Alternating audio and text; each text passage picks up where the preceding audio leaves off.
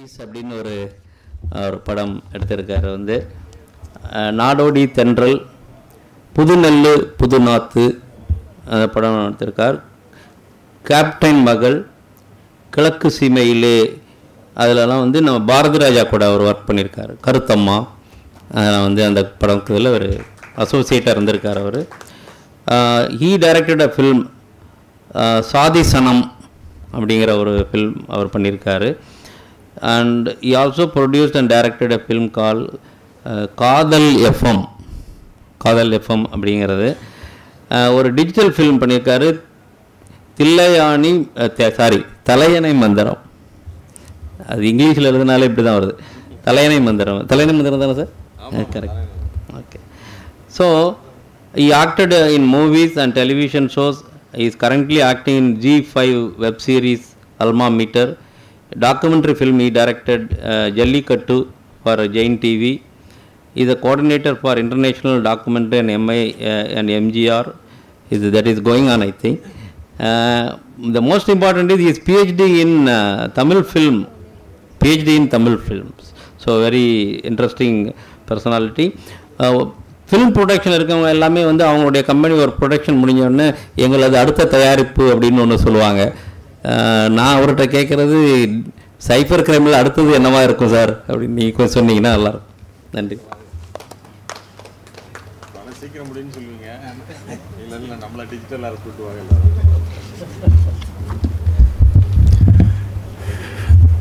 இந்த digital arrest அப்படிங்கிற ஒரு முக்கியமான ஒரு டாப்பிக்கை பாலு சார் அன்பாக என்னை கூப்பிட்டு பேச சொல்லி சொன்னார். நாங்கள் ஒரு 2 மாதத்துக்கு முன்னாடி நேஷ்னல் செமினார் ஒன்று நடத்தினோம். சைபர் கிரைம் என்ன மாதிரி பிரச்சனை தருதுன்னு சொல்லி. It is a great alert to Chennai. அது பிரகார்னு ஒரு பொது அமைப்பு டெல்லியிலேருந்து வந்து நாங்கள் 2 மெட்ராஸ் டிஜிட்டல் சினிமா அகாடமியோடு இணைந்து அதை பண்ணோம்.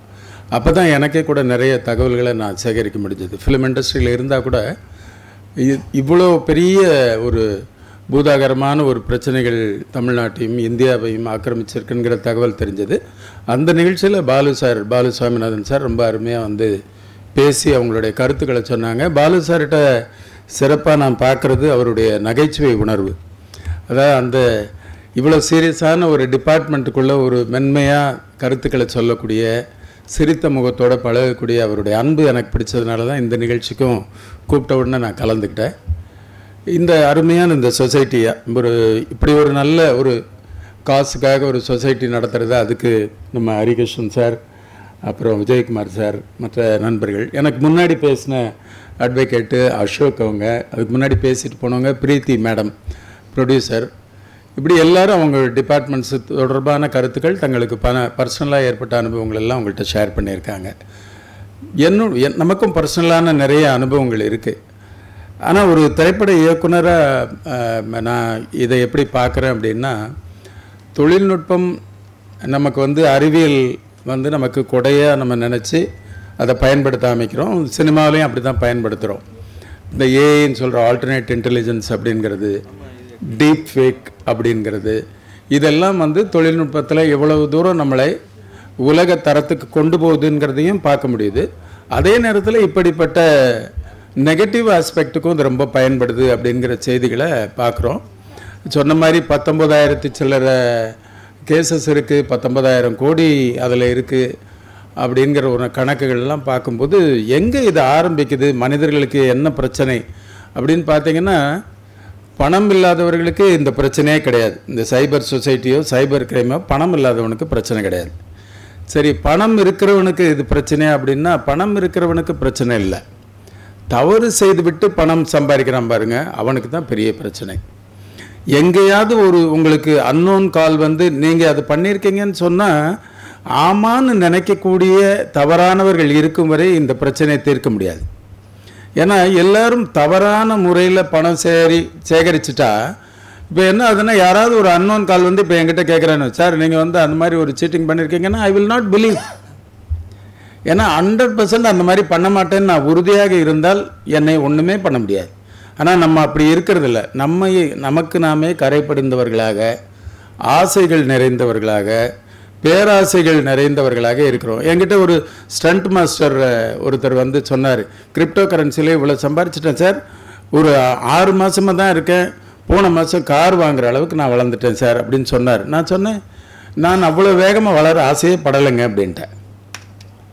நான் என்ன உழைக்கிறேனோ அதற்குரிய பணம் தான் எனக்கு தேவை, எனக்கு கார் வேண்டாம், என் உழைப்புனால நான் மெதுவாக கார் வாங்கிக்கிறேன்னு சொல்லுவேன். அதை போல் ஆசைகளை குறைத்து பேராசைகளை விட்டு வெளியே வரக்கூடிய, இது ரொம்ப தத்துவமாக இருக்கும். ஆனால் நமக்கு முன்னாடி பேசின ஒருத்தர் புத்தான்கிற அமைப்பை தான் வச்சு பண்ணுறார். ஏன்னா ஆசைகளை தீர்க்கத்தான் புத்தன் சொன்னான். அதனால் நீங்கள் ஆசைகளை தவிர்த்து விட்டு எந்த கால் வந்தாலும் நேரடியாக அந்த காலில் நியாயமாக நீங்கள் அட்டன் பண்ணிங்கன்னா நீங்கள் சமாளிக்க முடியும். உங்களுக்கு கொஞ்சம் ஆசை இருந்தால் கூட மாட்டிக்கிடுவீங்க. இப்போ நம்ம கெஜ்ரிவால் அவருடைய மகளுக்கு கூட பாருங்களேன், தன்னுடைய சோஃபாவை விற்கணுன்னா நல்ல விலைக்கு விற்கணுங்கிற ஆசை தான் இருந்திருக்கு. எனக்கு ஆச்சரியம், நான் கூட என்னுடைய சோஃபாவை விற்கிறதுக்காக OLXில் போடும்போது இதே மாதிரி ஒரு கால் வந்தது. அந்த அவங்க பேசுகிற மொழியிலேருந்தே தெரியும் நம்மளை சீட் பண்ணுறாங்கன்னு. அவங்க பேசுகிறது கண்டிப்பாக ஹிந்தியில் தான் பேசுகிறாங்க. இந்த மொழியை நம்ம ஏற்கனவே இந்தியை எதிர்த்துக்கிட்டு இருக்கோம், இதில் அவங்க வேறு ஃபோனில் பேசி இந்த பேசும்பொழுதே தெரிஞ்சு போயிடுது இவன் சீட் பண்ணுறான்னு. ஏன்னா 10,000 ரூபா பெருமான ஒரு சோஃபாவை நான் போட்டுட்டு ஒருத்தன் 10,000 ரூபாய்க்கு பரவாயில்லன்னு முதல்ல ஆரம்பித்த உடனே அண்ணாச்சிகள் முடிவு பண்ணுற மாதிரி உடனே தெரிஞ்சுக்கணும். நம்ம சொன்ன விலைக்கே ஒருத்தன் வாங்குறேன்னா தப்பானவன் அர்த்தம். பார்கெயின் பண்ணணும்.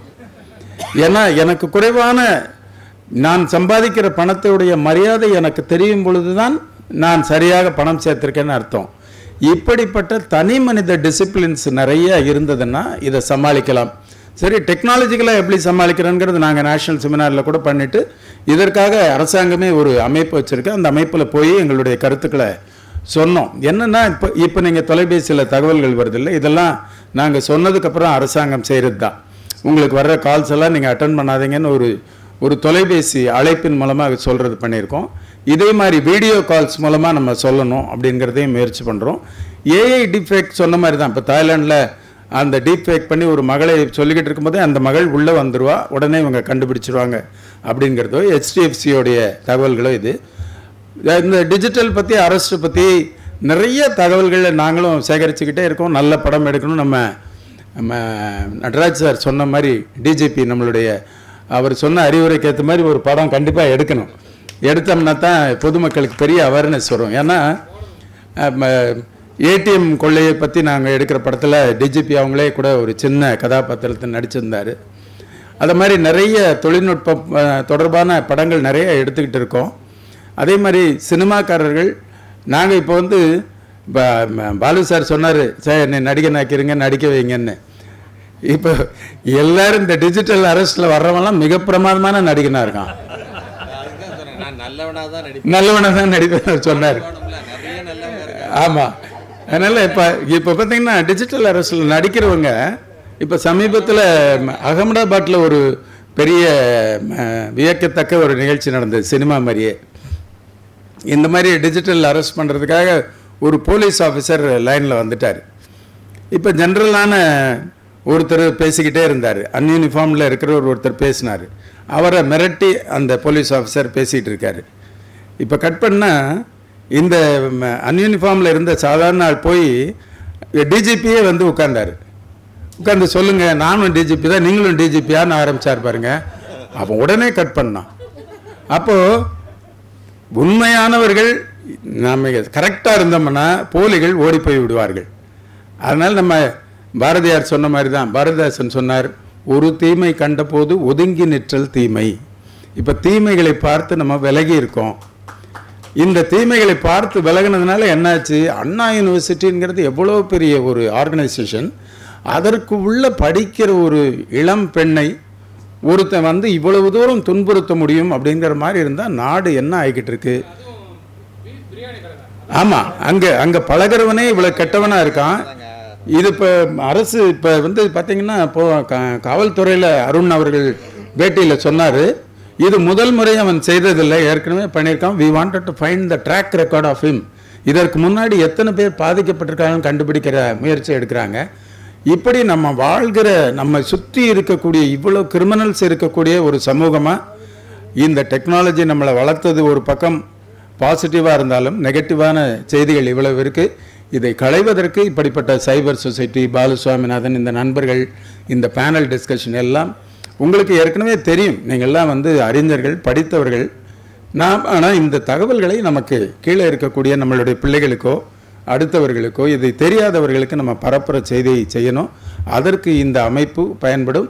நானும் அதை முடிந்த அளவுக்கு என்னுடைய திரைப்படத்துறையில் செய்வேன் என்று வாய்ப்புக்கு நன்றி பாராட்டி விடுகிறேன். நன்றி.